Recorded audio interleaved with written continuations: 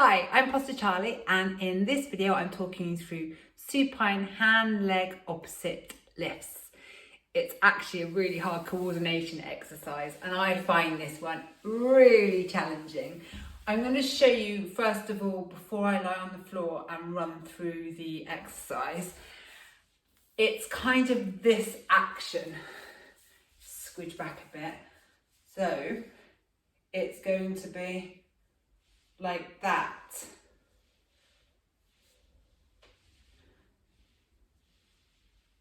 Opposite. So I've got my right arm on the floor, this is going to be, and my hip is raising up on the left hand side. It's like that. Very hard to do kneeling and very hard to do it on the floor like this. So we are going to come to the floor, lying nice and flat, get very comfortable, and you are going to point your toes like a ballerina, and you are going to extend your arms, raise them above your head, keeping them nice and as flat as possible with your fingers all touching like that and touching the floor. When you do this, be really conscious that you're not putting excessive curve in your spine and raising everything up and having a rib cage flare. So you want to keep nice and grounded through that rib cage, but have a slight curve in your lower back. Remembering to point your toes like a ballerina, keep your hands flat, fingers together, nice and pointed out, really active to keep both of these hands and feet active throughout the whole exercise. And I'm going to start with my right hand and my right arm and my left leg. So that will be, my hip will be raising on my left hand side. So it's very complicated to watch because you can't really see it. You will have to do it and feel it at the same time. And now we are going to really stretch out our right arm up above us and at the same time hiking our left hip up. I'm going to do the other side. Really point those fingers, point those toes, and now you can see while I've done this, my lower back is trying to compensate for my lack of pelvic mobility. So if you find yourself like that, correct yourself, start again.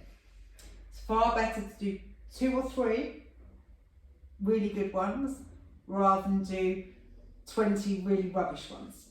And we're going to start again, okay? Keeping nice and grounded, rib cage nice and tight to the floor, slight curve, anterior pelvic tilt.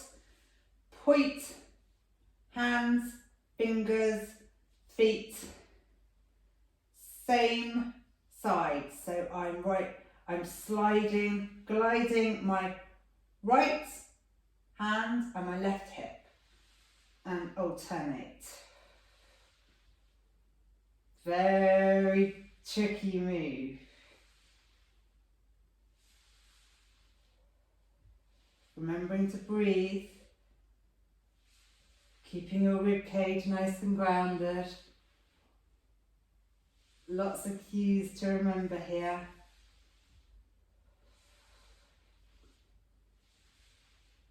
And I'm moving up towards where my hands are pointing.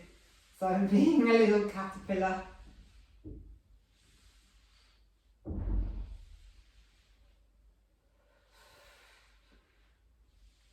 Really point those toes, remembering your hands, remembering to try and keep your pelvis grounded. It's your hip and your pelvis that's hiking up as in towards my head and not up like that, because my pelvis and my hips always want to try and cheat their way out of doing some movements that So really, without the hand movement, I'm going to show you this. You are just up, down, up, down, and then it's opposite sides when you're doing it. There's no point doing it quick like this. You won't get the benefit. Do it really nice and slow. So again, the cues: point feet, point hands, rib cage should be touching the floor or the mat, whatever you are using to lay on. And I'm hiking my left hip up. I'm really gliding my right arm and hand and pointing, and then opposite.